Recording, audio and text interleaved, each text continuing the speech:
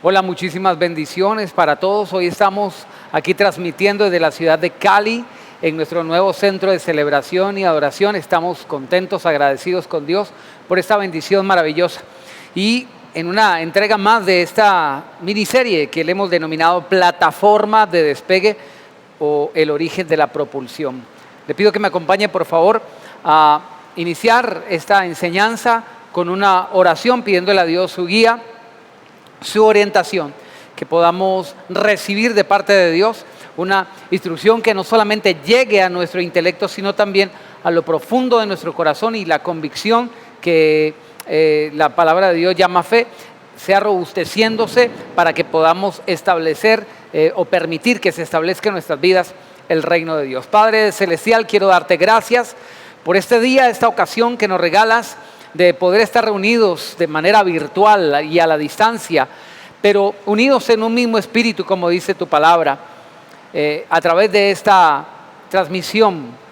Te pedimos que seas tú, Espíritu Santo, dándonos la dirección, la sabiduría, la inteligencia, la comprensión, el entendimiento espiritual de tu Escritura, que podamos ser fortalecidos en fe, que puedan ser abiertos nuestros ojos, que pueda ser renovada nuestra mente, nuestro entendimiento en cuanto al propósito maravilloso tuyo, para que podamos vivir de tu mano, Señor, haciendo tu voluntad y recibir evidentemente todo aquello que tú tienes planeado para cada uno de nosotros. Gracias, Padre Celestial.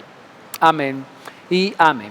Bueno, vamos a partir del texto guía que hemos venido tomando para esta enseñanza, que se encuentra en Isaías capítulo 51, versículo 1 dice: óigame los que siguen la justicia, los que buscan al Señor. Miren a la piedra de donde fueron cortados, al hueco de la cantera de donde fueron arrancados. Lo que Dios está diciendo es: en el momento en que tú estás deseando encontrar el camino de justicia, recibir bendiciones que han estado anheladas por ti por mucho tiempo, Dios dice: mira tu origen. Tal vez cuando nosotros nos remitimos a nuestro origen, el tiempo que llevamos de caminar en Dios, pudiéramos desesperanzarnos. En vez de animarnos, nos podemos desanimar, inquietar y ver languidecer nuestra fe. Pero Dios dice: mira de dónde fuiste tomado. Y a continuación nos habla del ejemplo del hombre que Dios llamó su propio amigo, un hombre que fue conocido como el padre de la fe. Me refiero a Abraham. Entonces está diciendo: mira que te estoy trayendo desde estos mismos orígenes, porque lo que quiero hacer contigo es tan grande, de tanta bendición, que te lo quiero mostrar en el ejemplo de muchos otros que yo también usé. Y en el versículo 2 dice Dios: mira a Abraham tu padre y a Sara, que les dio a luz, porque cuando no eran más que uno solo, lo llamé, lo bendije y lo multipliqué. A continuación, y en un momento nos dirigiremos a la Escritura que habla justamente de esta condición de Abraham. Dios dice: voy a traer consuelo a tu vida, y el consuelo no viene en la realización de las cosas que tú esperas, porque nosotros no caminamos por vista. Dios no quiere que esperemos a sentir consuelo cuando las cosas se manifiesten, cuando las cosas se hagan palpables. Dios quiere que empecemos a manifestar consuelo por la fe. Él dice: no te desanimes. Mira a Abraham, vuelve a la palabra, encuentra en la palabra todo aquello que se asemeja a ti, y te voy a mostrar de las cosas grandes que yo hice con un hombre llamado Abraham. Mira la cantera donde fuiste tomado, mira cuál es el lugar de tu origen, y verás que encuentras una similitud en todos los escenarios en los que yo, como Dios, me propuse hacer algo con el hombre, y el hombre fue formado en ese escenario, en esa plataforma de despegue, para al final llevarle al lugar de bendición. Dios dice en su palabra en Deuteronomio 8 que el Señor le plació afligirnos para la postre hacernos bien. La confianza nuestra en la palabra de Dios no solamente debe estribar en las cosas que Dios ha de hacer cuando venga su favor y cuando venga su bendición, sino que también debe estar acompañándonos en el proceso mientras Dios lo lleva a cabo. La situación es, ¿podemos confiar en que Dios hará lo que Él prometió? Es muy fácil decir, Dios lo hizo cuando ya lo vemos evidenciado, pero fe es lo que nos sostiene cuando no vemos nada. La Biblia dice que Moisés se mantuvo como viendo al invisible. Él seguía caminando en la senda que Dios le había dicho que debía caminar sin ver nada. Él sabía que tenía sus pies orientados por el Espíritu de Dios porque sabía que era el camino que debía seguir. Sin ver el destino, ya había emprendido el camino y aunque en el horizonte no se vislumbraba nada aún, él se sostuvo como viendo al invisible. Antes que ver un horizonte plasmado o lleno de bendiciones materiales, tangibles, palpables, sostenerse viendo al invisible es mirando a Dios. Él es el invisible que se hace tangible en nuestro ser cuando le creemos.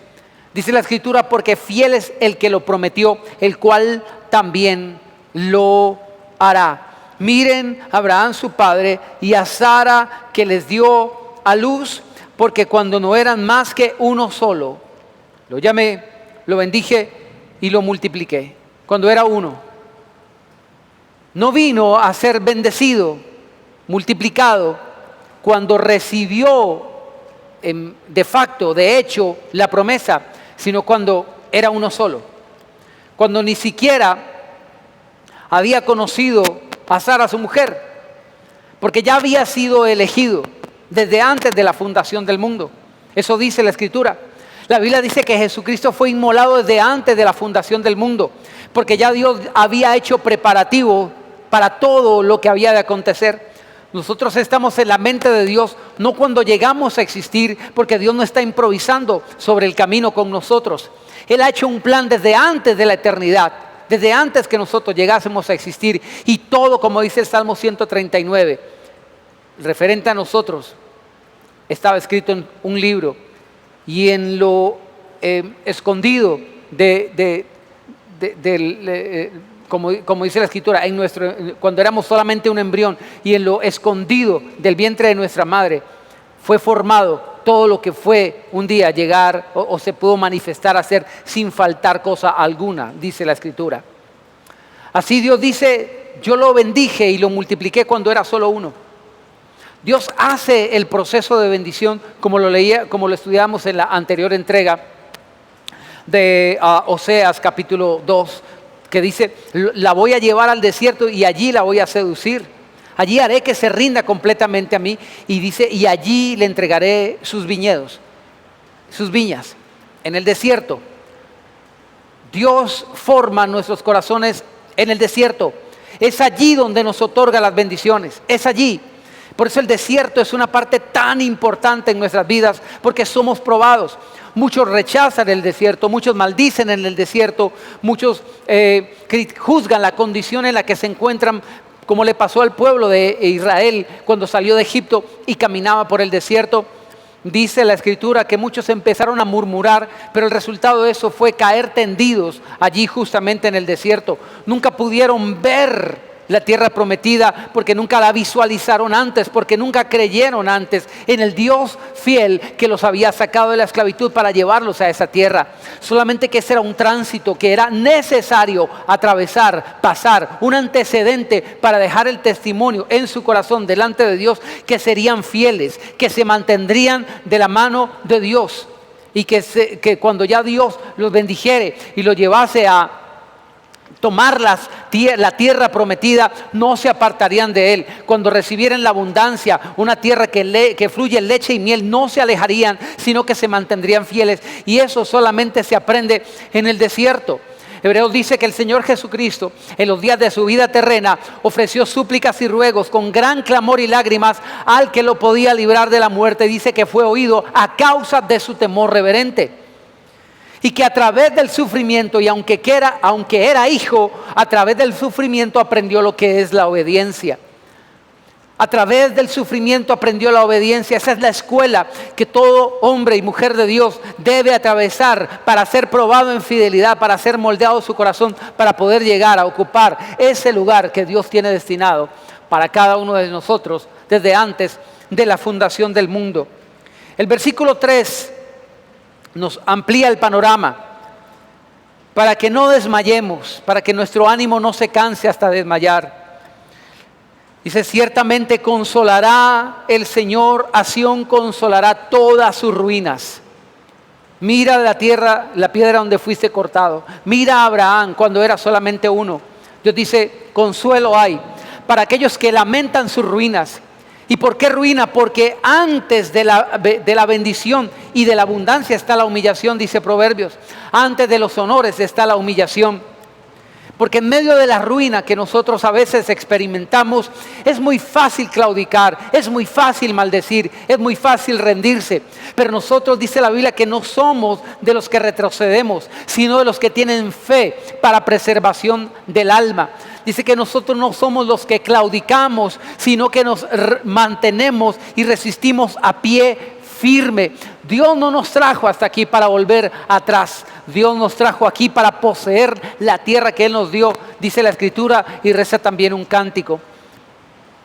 No podemos en ninguna manera claudicar, porque tenemos una esperanza certera.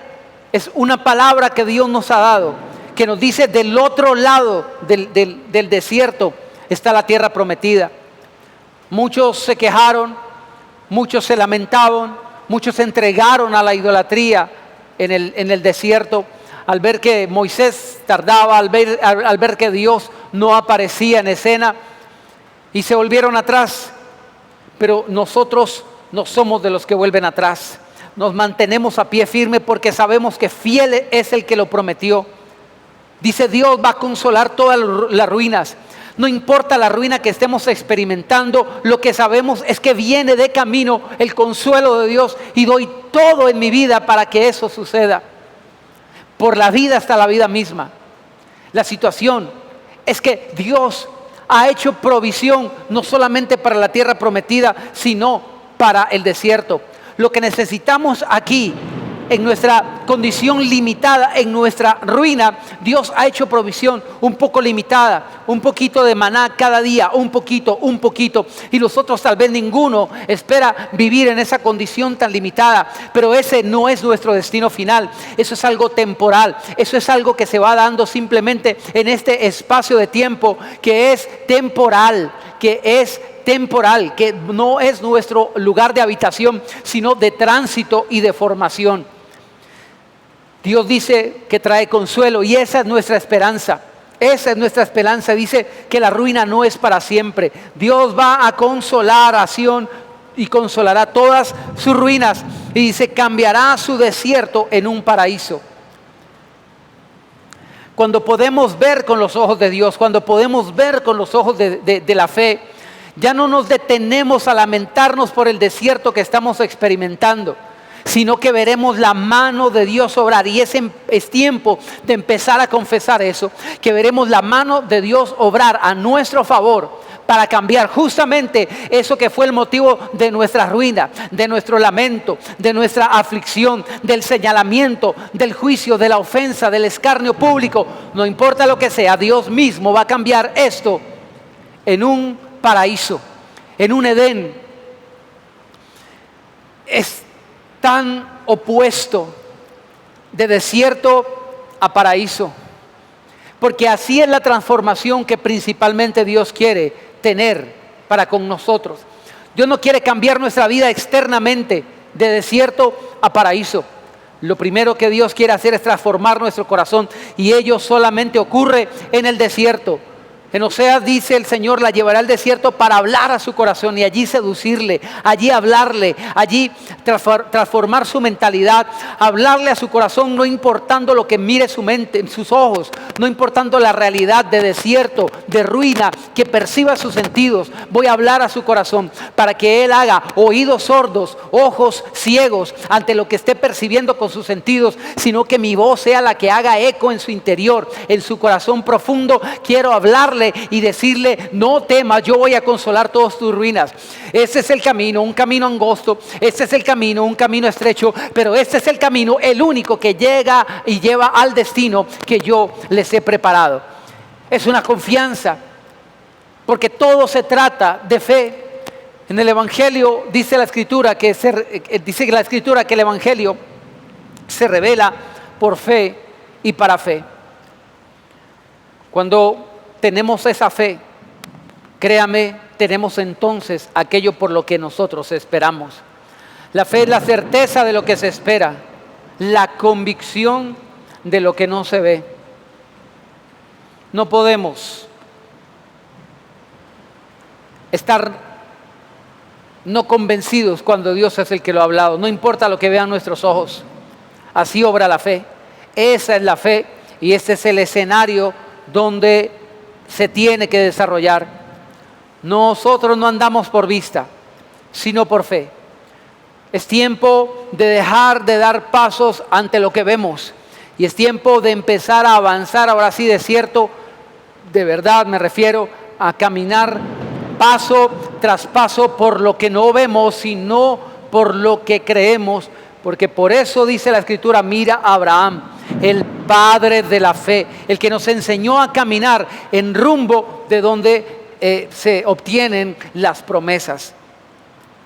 Cambiará su desierto en Edén y su tierra estéril en huerto de Dios.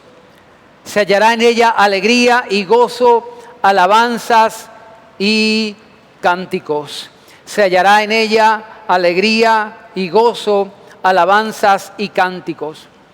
Esto nos lo asegura Dios.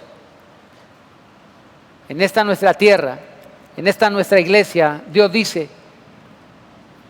allí se va a hallar gozo, cánticos, júbilo, alabanzas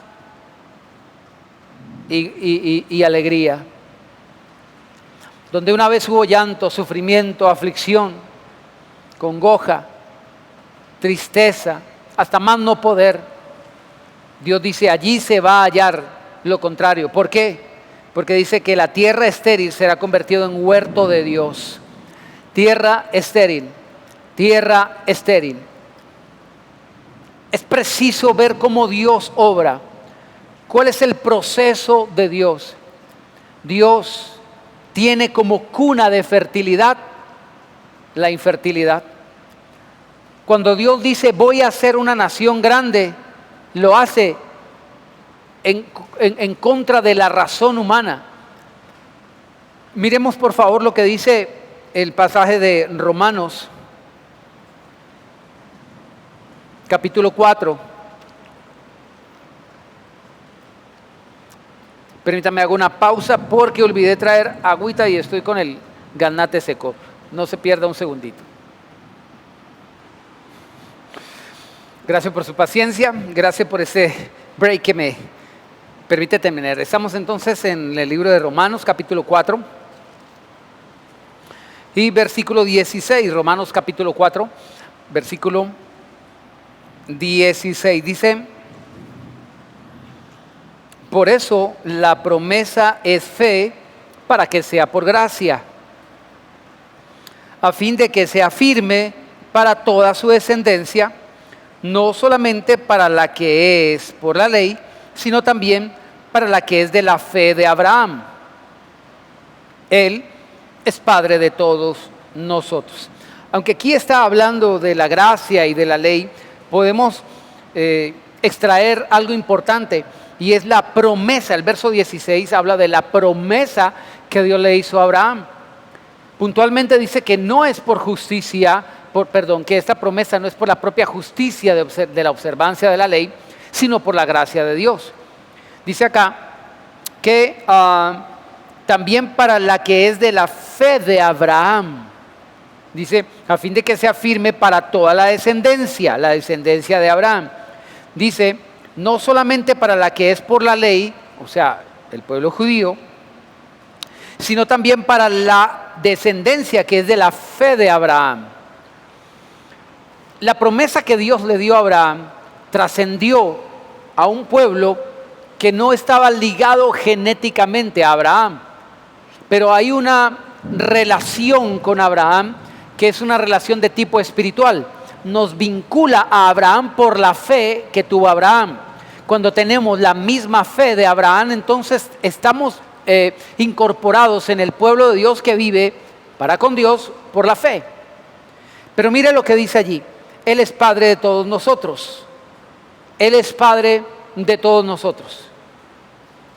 Es considerado Padre de la fe justamente por esto.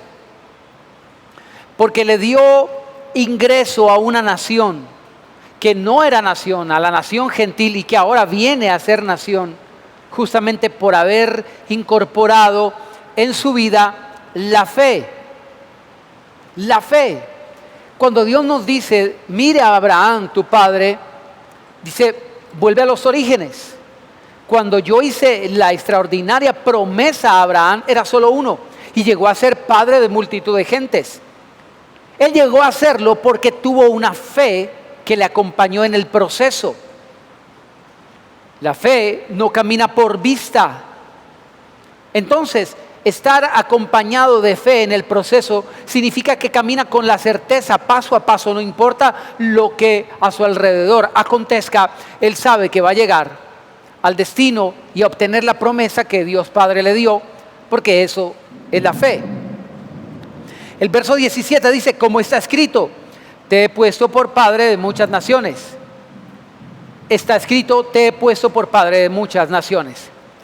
Cuando no era sino uno, Dios le dijo, te he puesto por padre de muchas naciones. Pero no solamente cuando era uno, mire lo que dice el renglón seguido. Lo es delante de Dios a quien creyó y da vida a los muertos y llama las cosas que no son como si fuesen. Él creyó en esperanza contra esperanza, para llegar a ser padre de muchas naciones, conforme a lo que se le había dicho, así será tu descendencia. Y su fe no se debilitó al considerar su cuerpo, que estaba ya como muerto, siendo casi de 100 años, o la esterilidad de la matriz de Sara. Él creyó en esperanza contra esperanza. Tampoco dudó por la incredulidad de la promesa de Dios, sino que se fortaleció por la fe, dando gloria a Dios, plenamente convencido de que era también poderoso para hacer todo lo que le había prometido. Por eso también su fe le fue contada por justicia. Qué impresionante que la Biblia dice que cuando Dios le dijo que sería padre de multitud de gente, dice que Abraham creyó, dice, y lo es delante de Dios a quien creyó. Tal vez delante de los hombres no era nadie. Era un viejo con una esposa estéril. Y no era padre de ni siquiera un solo hijo. Pero la Biblia dice que Dios le llamó padre de muchas naciones y él lo creyó cuando el Padre se lo dijo. Cuando Dios lo afirmó, él se apropió de esa palabra y empezó a creerlo, por tanto empezó a hacerlo. Por eso es la fe la que determina lo que somos en el desierto para determinar lo que poseeremos en la tierra prometida. Dios tiene una promesa de bendición que solo se experimentará en la tierra prometida, que ha de ser heredada solamente para aquellos que se permitieron ser formados y moldeados en el desierto como seres dignos de obtener aquella bendición. Siempre he dicho, toda bendición, Canaán, la tierra prometida, demanda un carácter. Y todo carácter obliga a una prueba, a una aflicción. Todo carácter demanda una prueba. porque el carácter necesita ser formado. La bendición demanda un carácter. ¿Para qué? ¿Para qué tengo que tener un carácter para obtener la bendición? Para que la bendición no me eche a perder, para que la bendición no me aparte, porque hay gente que empieza a recibir una bendición y se aleja de Dios. Creen que fue por su propio esfuerzo que lo lograron, que obtuvieron algo. Pero Dios no le puede dar bendición a una persona que no ha sido formada. Y necesariamente la formación requiere una exigencia, una prueba. Toda tierra prometida le antecede, a toda tierra prometida le antecede por eso justamente un desierto. La cuestión es cómo nos percibimos. No podemos nosotros creer la opinión de la gente, porque todo el mundo llamaba a Abraham por su propio nombre, que para muchos era una burla, pero para él era una promesa. Abraham significa padre de multitud de gentes. Y cuando no tenía ni un solo hijo, todo el mundo usaba para referirse a él de esa frase, de esa expresión.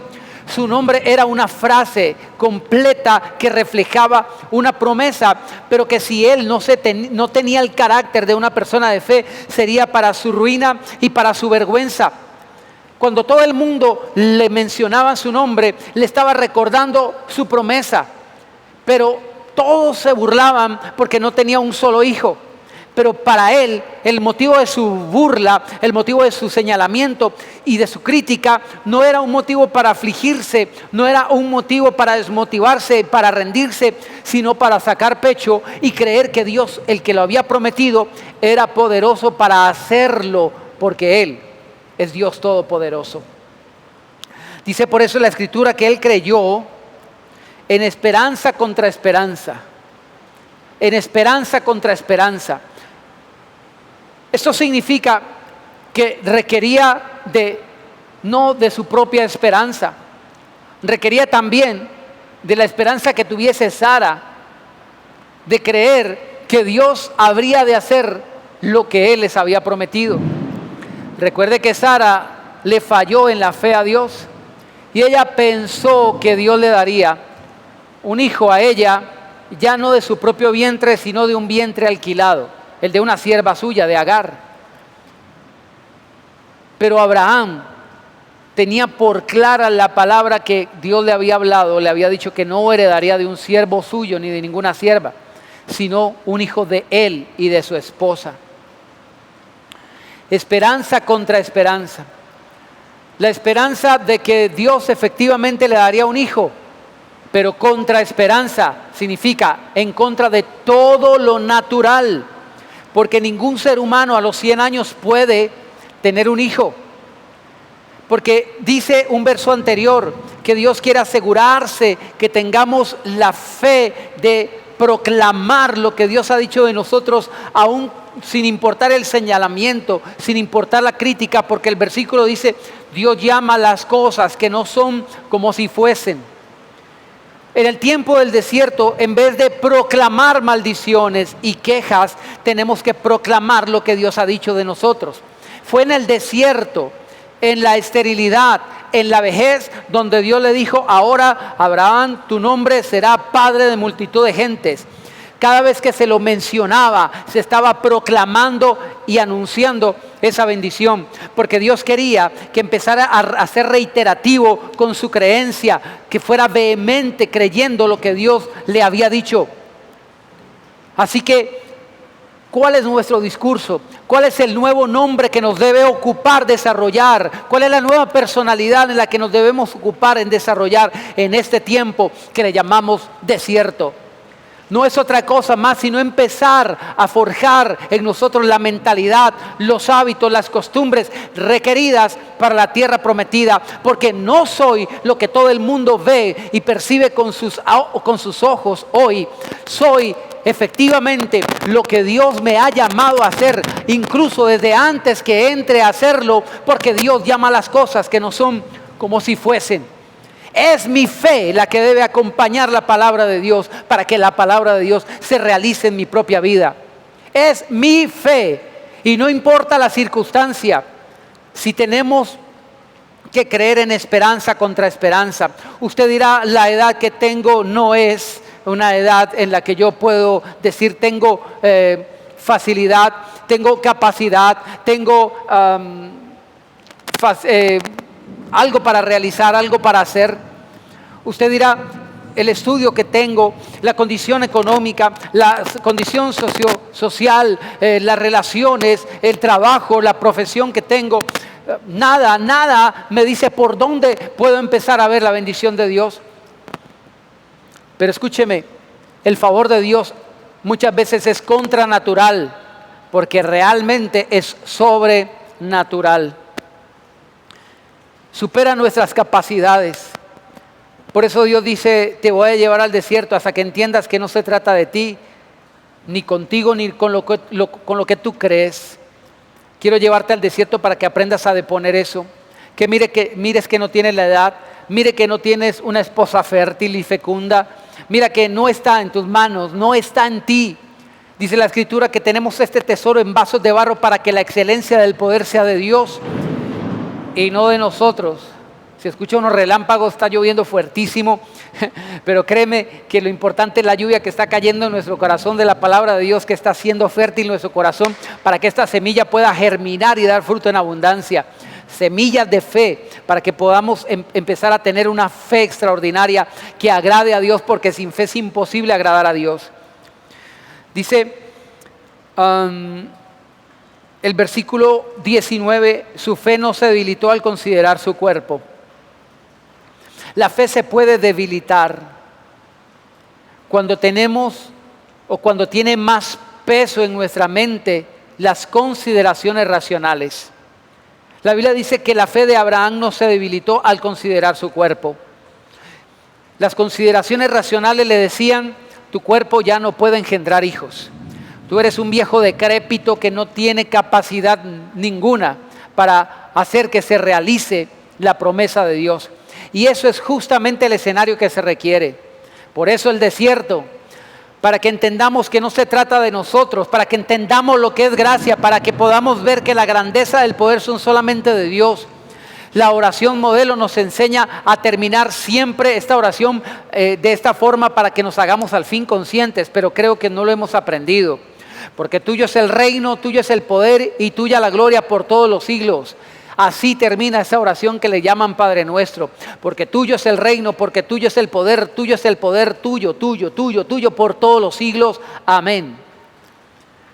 Tenemos que aprender a reconocer esto. Él no se debilitó con esas consideraciones. Muchos, de manera voluntaria, robustecemos la duda y debilitamos la fe. Parece que fuera nuestro ejercicio habitual de, en vez de fortalecer la fe, lo que hacemos es fortalecer la duda. Si quieres dudar porque quieres dudar, se te permite, pero más bien duda de tus dudas, no de las certezas que Dios quiere que tú tengas, porque es Dios el que ha hablado. Dice, tampoco no se debilitó al considerar su cuerpo porque estaba ya como muerto, siendo casi como de 100 años. Dice que su cuerpo estaba muerto siendo ya casi de 100 años. Él sabía que su corazón palpitaba mucho más lento.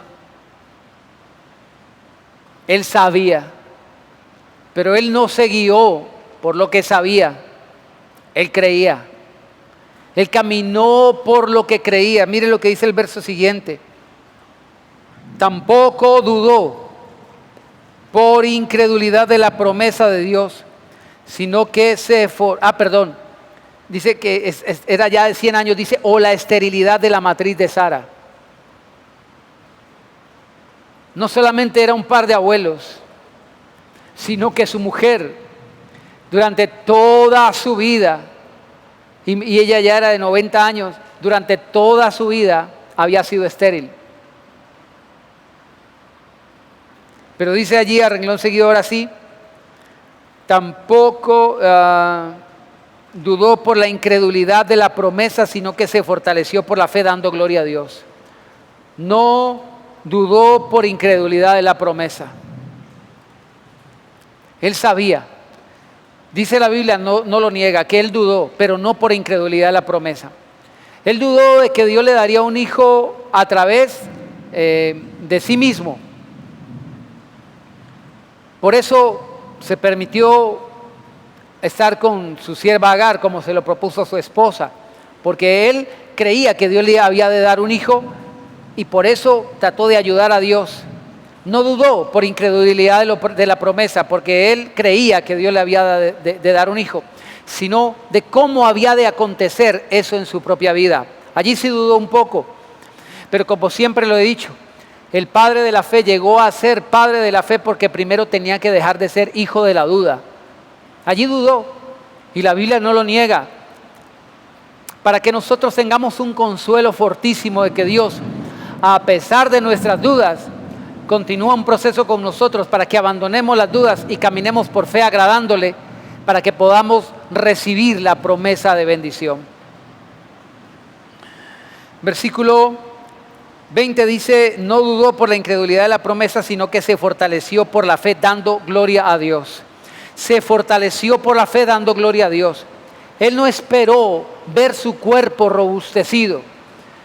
Él no le pidió a Dios que lo rejuveneciera. Él no le pidió a Dios que hiciera a su esposa una mujer fértil y también rejuvenecida. Él empezó a darle gloria a Dios diciendo, Dios es capaz de hacerlo en esta situación, en esta condición en la que yo vivo, porque Él es Dios todopoderoso. Y la manera como empezó a fortalecerse, dice la Escritura, que fue dando gloria a Dios. Hoy las personas acostumbran a darle gloria a Dios por vista. El testimonio del hermano es que Dios le saldó la deuda. Gloria a Dios, decimos todos. El testimonio de la hermana es que Dios le sanó de su enfermedad. Ya no aparece cáncer por ningún lado. Gloria a Dios, decimos. Pero la Biblia nos enseña que las pisadas de la fe, esas que llegan al destino de la fe, que es la experimentación de la bendición y del favor de Dios, se mantiene dando gloria a Dios, gloria a Dios, gloria a Dios. No esperando a obtener las cosas, sino mientras están sucediendo, aunque no se vea nada, aunque solo se vea desierto, empezamos a confesar un paraíso. Aunque solo veamos ruina, empezamos a darle gloria a Dios por el desierto que se convertirá en un paraíso, en un huerto de Dios. Gloria a Dios por lo que experimentaremos, gloria a Dios por lo que viviremos, así todo el mundo se burle, así todo el mundo señale, así todo el mundo abandone, así todo el mundo critique. Nosotros nos fortalecemos dando gloria a Dios. Dice plenamente convencido, plenamente convencido. La plenitud significa que no había un pensamiento ya en la mente de Abraham que contradijera la promesa de Dios. Él al final de sus dudas, al final de sus caídas, al final de su falta de convicción, llegó a experimentar un momento en su mente y en su corazón que se llamaba plenitud, certeza y convicción total. Apareció la fe, entonces apareció el milagro. Plenamente convencido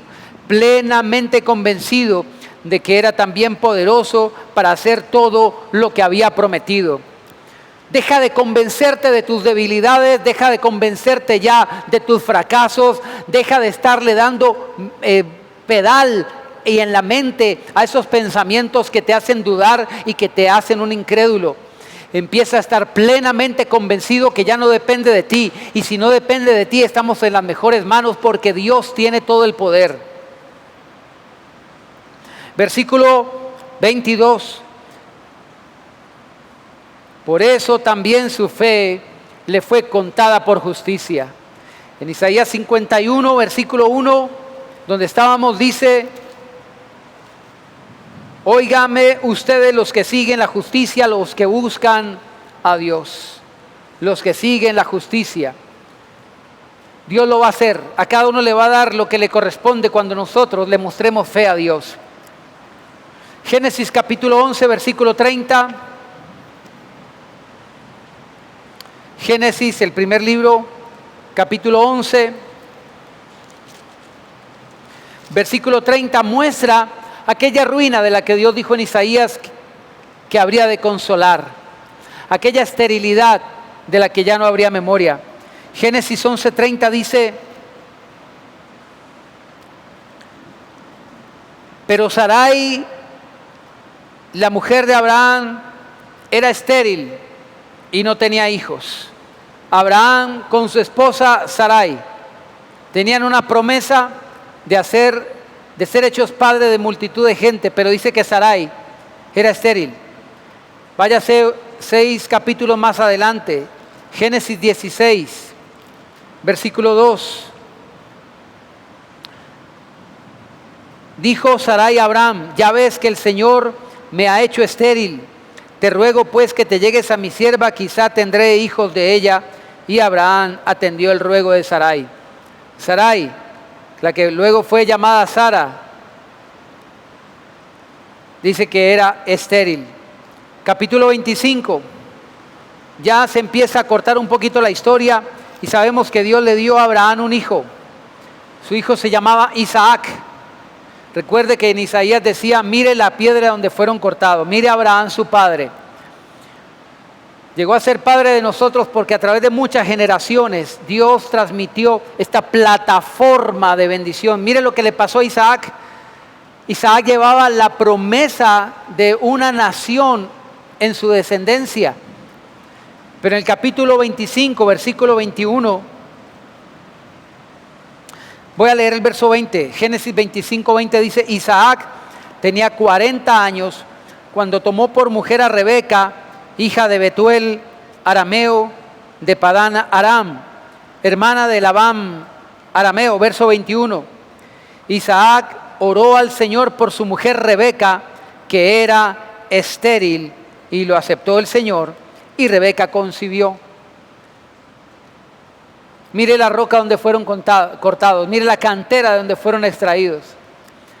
Cuando Dios le dio la promesa a Abraham, Dios le dijo: vas a ser un padre de multitud de gentes. Y le dio una esposa estéril. Dios cumplió la promesa y le dio un hijo a ellos dos y le llamaron Isaac. Isaac llevaba la promesa de una herencia bendita, de tener una descendencia también, que fuera naciones. Pero Dios le dio una esposa que era también estéril. Esto no era algo sencillo. En el capítulo 29 de Génesis, en el versículo 31,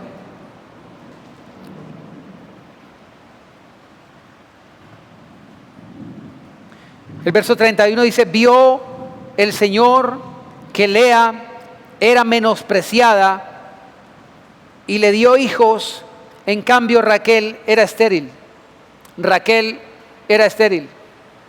Abraham, una promesa, una esposa estéril. Dios le cumplió la promesa, le dio un hijo llamado Isaac. Isaac, la misma promesa, y Dios le dio una esposa estéril, pero Dios le dio un hijo, Jacob. Abraham, Isaac y Jacob.